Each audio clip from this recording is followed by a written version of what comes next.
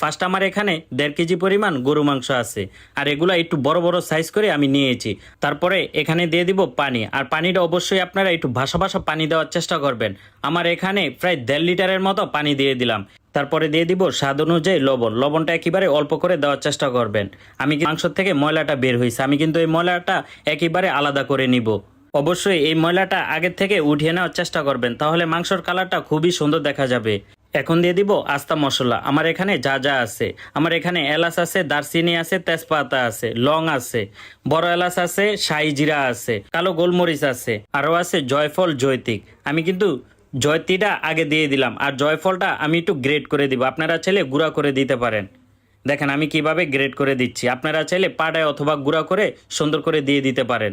আর দিয়ে দিলে মাংসটা দ্রুত সিদ্ধ হয়ে যাবে, এমনকি গ্রানটাও খুবই সুন্দর আসবে।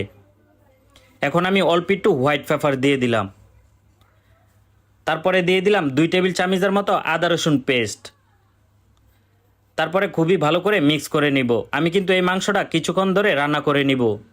এই মাংসটা রান্না করতে কোনো প্রকার হলুদের গুঁড়া, মরিচের গুঁড়া এবং জিরা, ধনিয়া, মিক্স মশলা কোনো কিছুই প্রয়োজন হয় না।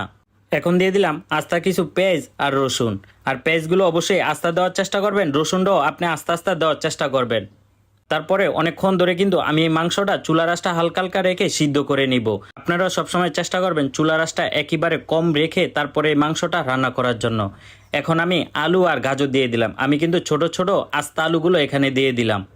আর দেওয়ার পরে আমি কিন্তু চুলার আঁচটা একেবারে কম রেখে এই মাংসটা আমি কিন্তু রান্না করে নিচ্ছি, যাতে মাংস, আলু, গাজর এগুলা কিন্তু সব কিছু একসাথে সিদ্ধ হয়ে যায় খুবই ভালোভাবে।